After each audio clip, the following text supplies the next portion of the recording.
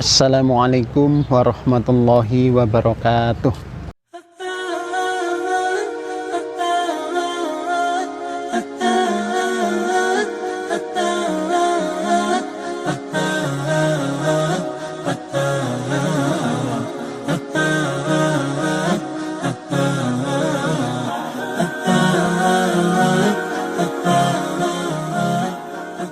Bismillahirrahmanirrahim.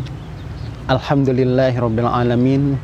Asyhadu an la ilaha illallah wa asyhadu anna Muhammadar Rasulullah sallallahu alaihi wasallam wa ala alihi wa ashabihi amma ba'du. Alhamdulillahirabbil alamin. Alhamdulillah jazahumullahu khairah.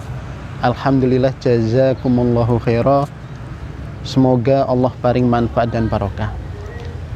Para saudaraku semuanya, alhamdulillah Allah masih memberikan kita banyak sekali kenikmatan sampai saat ini. Salah satunya yaitu alhamdulillah kita dapat melaksanakan puasa di bulan Ramadan ini dalam keadaan sehat walafiat, dalam keadaan aman fi amanillah fi barakatillah. Ini adalah suatu pemberian yang sangat pol yang Allah berikan kepada kita. Dan di dalam bulan Ramadan ini, di dalam melaksanakan puasa ini, kita juga melaksanakan ibadah-ibadah yang lain, seperti membaca Al-Quran, melaksanakan sholat tarawih, dan juga ibadah-ibadah yang lain. Yang mana di dalam setiap ibadah itu, semuanya harus kita niati dengan niat karena Allah. Oleh karena itu, pada kesempatan yang baik ini, saya akan sedikit membahas tentang niat karena Allah. Karena apa? Di dalam hadis Bukhari dijelaskan innamal a'malu binniyah. Sesungguhnya di dalam setiap amalan itu harus ada niatnya. Dan niat itu harus niat karena Allah. Niat karena Allah yang dijelaskan di dalam surat Al-Isra ayat 57, wa yarjuna rahmatahu wa yakhafuna adabah, yaitu mengharap rahmatnya Allah, surganya Allah, takut akan siksanya Allah, takut akan nerakanya Allah. Karena apa? Karena kalau tidak diniati niat karena Allah, maka Allah tidak akan menerima suatu amalan. Dan niat karena Allah itu juga harus murni. Di dalam hadis Bukhari dijelaskan innallaha la yaqbalu minal amal illa ma kana lahu khalisun wa batuqiya bihi wajhu. Sesungguhnya Allah tidak akan menerima pada suatu amalan kecuali amalan itu murni niat karena Allah dan untuk mencari wajahnya Allah, untuk mencari ridhonya Allah.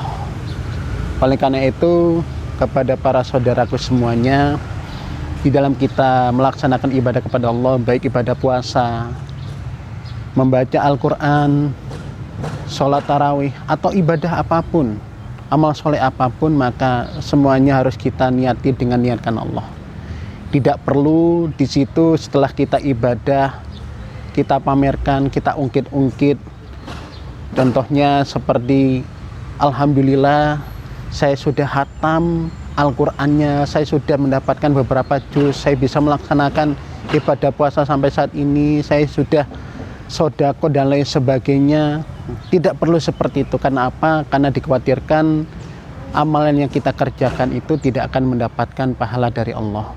Kita sudah capek-capek puasa, kita sudah capek-capek membaca Al-Quran, kita sudah capek-capek ya kan sholat tarawih, namun pada akhirnya tidak mendapatkan apa-apa.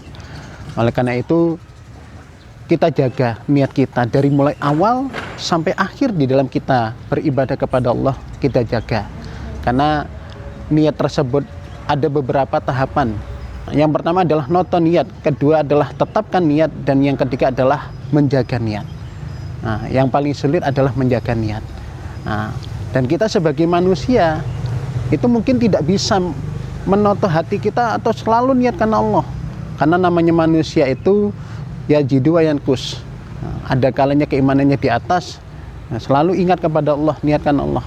Namun ketika wayankus, terkadang kita tidak niatkan Allah. Namun ketika kita sudah tidak niat karena Allah atau niat kita berubah, kita tata lagi untuk selalu niat karena Allah, sehingga ibadah kita bisa konsisten. Nah, ibadah kita bisa terus semangat di dalam ibadah, salah satunya karena niat karena Allah.